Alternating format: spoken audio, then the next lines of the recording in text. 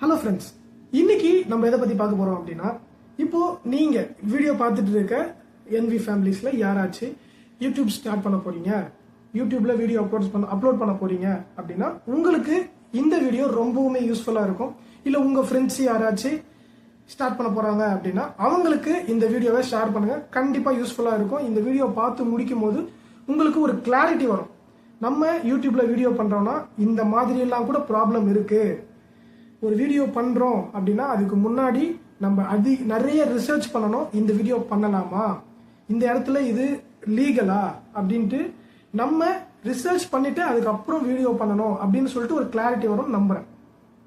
இதை ஏன் இப்படி எடுத்துட்டு போறேன் அப்படின்னா, தமிழ்நாட்டோட ஒன் ஆஃப் த ஒரு பிக்கெஸ்ட் யூடியூபர் அப்படின்னு சொல்லலாம். கிட்டத்தட்ட 4.3 மில்லியன் சப்ஸ்கிரைபர் வச்சிருக்காரு.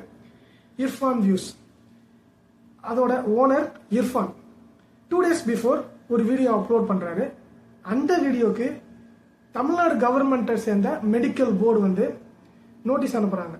இந்த மாதிரி நீங்க பண்ணது தப்பு, இது இல்லீகல் ஆக்டிவிட்டி, இதை நீங்க பண்ணிருக்கவே கூடாது, இது டோட்டலி இந்தியாவோட லாக்கு அகைன்ஸ்டா இருக்கு அப்படின்னு சொல்லிட்டு இர்ஃபான் மேல கேஸ் போட போறோம் அப்படின்னு அந்த நோட்டீஸ்ல மென்ஷன் பண்ணி அனுப்பியிருக்காங்க. இதை பார்த்ததுக்கு அப்புறமேட்டு இர்ஃபான் கிட்ட இருந்து ஒரு அப்பாலஜிஸ் லெட்டர் வந்திருக்கு. அதுல என்ன சொல்லியிருக்காருன்னா, நான் தெரியாம பண்ணிட்டேன், எனக்கு இந்த மாதிரி லீகலா இருக்கு அப்படின்னு சொல்லிட்டு தெரியாது அப்படின்னு சொல்லிட்டு அவர் சொல்லியிருக்காரு.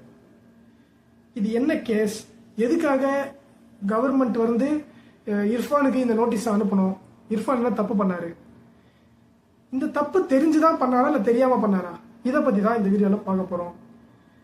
வாங்க வீடியோக்குள்ள போலாம். இது உங்க நரேன்ஸ் வியூ, நான் உங்க Naren. Welcome to Naren's view. யாராச்சும் வீடியோக்கு ஃபர்ஸ்ட் டைம் வரீங்கன்னா சப்ஸ்கிரைப் பண்ணிட்டு லைக் பண்ணிட்டு உங்க ஃப்ரெண்ட்ஸுக்கெல்லாம் ஷேர் பண்ணுங்க. கண்டிப்பா இந்த மாதிரி டிஃப்ரெண்ட் கண்டென்ட் யாராச்சும் பண்றாங்களா எனக்கு தெரியாது, பட் உங்களுக்கு இன்ஃபர்மேட்டிவான வீடியோஸ் நான் கொண்டு வந்து சேர்க்கணும்னு நான் ஆசைப்பட்டு உங்களுக்காக கொண்டு வந்து சேர்க்கிறேன். நானும் என்னோட அறிவை நான் வளர்த்துக்கிறேன். இதுக்கு நீங்க ஹெல்ப் பண்ணுவீங்கன்னு நம்புறேன். உங்களோட சப்போர்ட்டால நானும் க்ரோ ஆவேன், நீங்களும் க்ரோ ஆவீங்க. வாங்க வீடியோவில் போகலாம்.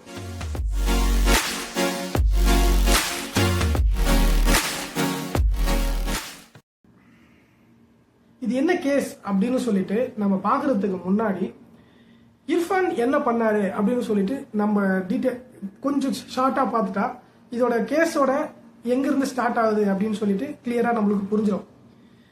இந்த வீடியோ போடுறதுக்கு 2 days பிஃபோர் வீடியோ போறாரு. இதுக்கு 2 days பிஃபோர் இர்ஃபானும் அவரோட ஒய்ஃப் ஆலியாவும் 2 பேருமே துபாய்க்கு பேபி மூன் போறாங்க. குழந்தை நின்னதுக்காக பேபி மூன் சொல்லிட்டு போறாங்க. அதுக்கும் வீடியோ பண்ணி போடுறாங்க. இப்படி பேபி மூன் போனவங்க அங்க துபாயில ஜெண்டர் டெஸ்ட் பண்றாங்க. ஜெண்டர் டெஸ்ட்னா என்னன்னா, வயிற்றுல இருக்க ஃபீட்டஸ் ஆனா பெண்ணா அப்படின்னு சொல்லிட்டு அவங்க சொல்றாங்க. துபாயில அது லீகல். அதை எடுத்துட்டு அதை அவங்க ஓபன் பண்ணி பார்க்கல. அங்கிருந்து இந்தியாவுக்கு வராங்க. இந்தியாவில் ஒரு பெரிய ஃபங்க்ஷன் வைக்கிறாங்க. அந்த ஃபங்க்ஷன்ல அவங்க ஃபேமிலி ஃப்ரெண்ட்ஸ் எல்லாரையும் வச்சு ஒரு ஃபங்க்ஷன் வச்சு, இப்போ அமெரிக்கா யூரோப் கண்ட்ரீஸ்லாம் ஜெண்டர் ரிவீல் அப்படின்னு சொல்லிட்டு வீடியோஸ் பண்ணுவாங்க யூடியூபர்ஸ். அது மாதிரி பண்ணலாம் அப்படின்னு பிளான் பண்ணி இர்ஃபானும் ஜெண்டர் ரிவீல் வீடியோ அப்படின்னு சொல்லிட்டு ஒன்று பண்றாரு. அப்படி பண்ணதுதான் அவர் பண்ண மிகப்பெரிய இல்லீகலான தப்பு, இல்லீகலான ஒரு வேலை, இல்லீகலான வீடியோ, அகைன்ஸ்ட் த லா அப்படின்னு சொல்லிட்டு நிறைய சொல்லலாம். இது எப்படி அகைன்ஸ்ட் த லா அப்படின்னா, இந்தியாவில் கருவுல இருக்க குழந்தையோட பாலினத்தை பத்தி தெரிஞ்சுக்கிறது ரொம்பவுமே தவறான விஷயம். அது அகைன்ஸ்ட் த லா. ஆக்சுவலி இது எதை பத்தி சொல்றாங்க அப்படின்னா, PCPNDT ஆக்ட் ஆஃப் 1994 இந்த ஆக்டை கொண்டு வந்திருக்காங்க. எதுக்காக அப்படின்னா, அந்த காலத்துல இருந்து இப்ப வரைக்கும் சில கிராமத்துல இருக்குன்னு சொல்றாங்க, பட் ஆக்சுவலி தெரியல எனக்கு. பட் அந்த காலத்துல இருந்திருக்கு. என்னன்னா, இப்போ குழந்தை வயிற்றுல இருக்குன்னா அந்த குழந்தை ஆனா பெண்ணா பார்த்துட்டு அது பெண் குழந்தையா இருந்ததுன்னா, மெயினா பெண் குழந்தையா இருந்ததுன்னா, அந்த காலத்துல என்ன மாதிரி ஒரு இதை வச்சிருக்காங்க அப்படின்னா, ஒரு பழக்க வழக்கத்தை வச்சிருந்திருக்காங்க அப்படின்னா, அது பெண் குழந்தையா இருந்தா கருவிலேயே கலைச்சிடுறது. இல்ல பெண் குழந்தையா பிறந்ததுன்னா அவங்களுக்கு கள்ளிப்பால் கொடுத்து கொண்டுறது. இதெல்லாம் நிறைய படத்துல வந்திருக்கு, நிறைய பேர் சொல்லி நீங்க கேள்விப்பட்டிருக்கலாம். இதுக்காக தான் இந்த ரூலை இந்தியாவில் கொண்டு வராங்க. இப்படி கொண்டு வந்த ரூல் இப்போ வரைக்கும் ஆக்டிவாக இருக்கு. பட் இந்த பழக்க வழக்கம் இந்தியாவில் இல்லை தமிழ்நாட்டில் இருக்கான்னு எனக்கு தெரியல. உங்களுக்கு யாருக்கா தெரியுமா இல்லை இந்த மாதிரி இருக்கு அப்படின்னா கமெண்ட்ல சொல்லுங்க. இதை யாராச்சும் பார்த்து கவர்மெண்ட்ல யாராச்சும் தெரிய வந்ததுன்னா அவங்க மேல ஆக்ஷன் எடுப்பாங்க. சரி, ஓகே. இந்த மாதிரி லா இருக்கவும் இதுக்காக தான் கவர்மெண்ட்ல இருக்கவங்க இர்ஃபானோட வீடியோவை பார்க்கவும் இர்ஃபானுக்கு நோட்டீஸ் அனுப்பிட்டாங்க. இந்த மாதிரி நீங்க ஜெண்டர் போய் பார்த்தது ஓகே, பட் ரிவீல் பண்ற மாதிரி நீங்க வீடியோலாம் பண்ணது ரொம்பவும் தப்பான விஷயம், இது நீங்க பண்ணிருக்க கூடாது அப்படின்னு சொல்லிட்டு இருந்தேன். உடனே இர்ஃபான் கையில இருந்து லெட்டர், இர்ஃபான் ஸ்ட்ரெயிட்டா போய் மெடிக்கல் போர்டு கிட்டேயே இந்த லெட்டர் எழுதி சப்மிட் பண்றாரு. இந்த மாதிரி நான் எனக்கு இந்த மாதிரி லீகலா இருக்குது தெரியாது, இந்த மாதிரி ஒரு லா இந்தியாவில் இருக்குன்னு எனக்கு தெரியாதுன்னு சொல்லிட்டு எழுதி கொடுக்குறாரு. எனக்கு என்ன டவுட் அப்படின்னா, நிறைய படத்துல சொல்றாங்க, நிறைய இடத்துல நானும் பார்த்துருக்கேன்.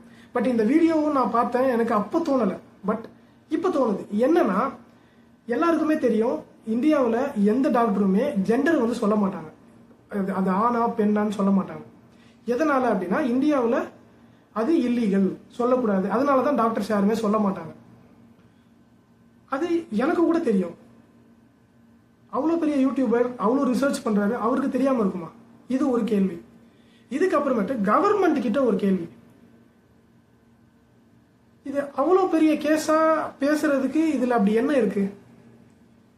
அவங்க எதுவும் தப்பாலாம் பண்ணிடல அப்படின்னு நான் கேட்கல, நிறைய பேர் கேட்குறாங்க, நிறைய பேர் சொல்லவும் சொல்றாங்க. அதுக்காக தான் நான் என்ன சொல்றேன் அப்படின்னா, இந்தியாவில் ஒரு ரூல் இருக்கு அப்படின்னா அந்த ரூலை இந்தியன் சிட்டிசனா இருந்தா ஃபாலோ பண்ணி தான் ஆகணும். இது என்ன அவ்வளோ பெரிய தப்பா, இது என்ன சின்ன தப்பா பெரிய தப்பான்லாம் தப்பை சின்னதா பெருசாலாம் பத்தி பார்க்க கூடாது. இல்ல ஒரு வாரத்துக்கு முன்னாடி ஒரு தப்பு நடந்தது, அதை பெருசா பேசல, இந்த தப்பை பெருசா பேசுறாங்க, இப்படிலாவும் பார்க்க கூடாது. எந்த தப்பா இருந்தாலும் அதுக்கு கவர்மெண்ட் கிட்ட இருந்து ஆக்ஷன் எடுக்கிறாங்கன்னா ஒரே மாதிரி தான் எடுக்கணும்னு சொல்றது ஓகே. பட் இதெல்லாம் ஒரு தப்பான்னு கேட்கறது டோட்டலி ராங்னு நான் நினைக்கிறேன். ஸோ இந்த மாதிரி ஒரு இப்போ நம்ம யூடியூபர் இன்ஃப்ளூயன்சராக இருக்கும், மற்றவங்களுக்கு ஒரு எக்ஸாம்பிளாக இருக்கணும். இப்போ சிட்டிசன்ஸ் இந்தியன் சிட்டிசனாக இருக்காங்கன்னா அவங்க மற்ற சிட்டிசன்ஸ் இப்போ வர ஃபியூச்சர் ஜென்ரேஷனுக்கு ஒரு எப்படி சொல்றது, நம்ம இன்ஃப்ளூயன்ஸ் பண்றோம், அவங்க அதில் இன்ஃப்ளூயன்ஸ் ஆகுறாங்கன்னா அப்போ நம்மளுக்கு ரெஸ்பான்சிபிலிட்டி இருக்கு. நம்ம ரெஸ்பான்சிபிள் பர்சனா இருந்து அவங்களுக்கு ஒரு எடுத்துக்காட்டாக தான் நம்ம இருக்கணும். அப்படி இருக்கிற நம்ம எந்த ஒரு விஷயமும் பண்றதுக்கு முன்னாடி நம்ம ஆக்ஷன்ல எந்த தப்பும் இல்லாம பார்த்துக்கணும் அப்படின்றது ரொம்பவுமே முக்கியமான விஷயம். இதை நிறைய பேர் ஃபாலோ பண்றது இல்லை. நிறைய யூடியூபர்ஸ் காசு வேணும், ஃபேமஸ் ஆகணும் அப்படின்றதுக்காகவே நிறைய விஷயம் பண்றாங்க. இதை பார்த்துட்டு நிறைய பசங்க கெட்டும் போறாங்க. ஸோ இதெல்லாம் கூட கவர்மெண்ட் பார்த்து அதுக்கும் ஆக்ஷன் எடுப்பாங்க அப்படின்னு நம்புறேன். நிறைய பேர் மேலே ஆக்ஷன் எடுக்கிறாங்க, சில பேர் அதை தொடர்ந்து பண்ணிக்கிட்டே தான் இருக்காங்க. ஸோ அதையும் கவர்மெண்ட் முன்னாடி இருந்து பார்த்து அதுக்கு மேலேயும் ஒரு ஸ்ட்ரிக்டான ஆக்ஷன்ஸ் எடுப்பாங்கன்னு நம்புறேன். ஸோ இதை பார்த்துட்டு உங்களுக்கு என்ன தோணுது? இந்த மாதிரி வீடியோ பண்ணது தப்பா கரெக்டா நீங்க என்ன யோசிக்கிறீங்க? கமெண்ட்ல சொல்லுங்க, நானும் தெரிஞ்சுக்கிறேன், எல்லாரும் தெரிஞ்சுக்கிட்டோம். ஸோ இந்த மாதிரி இன்னொரு நல்ல கண்டென்ட்ல உங்களை நான் நெக்ஸ்ட் சந்திக்கிறேன். ஸோ அது வரைக்கும் குட் பை ஃப்ரம் நரேன்.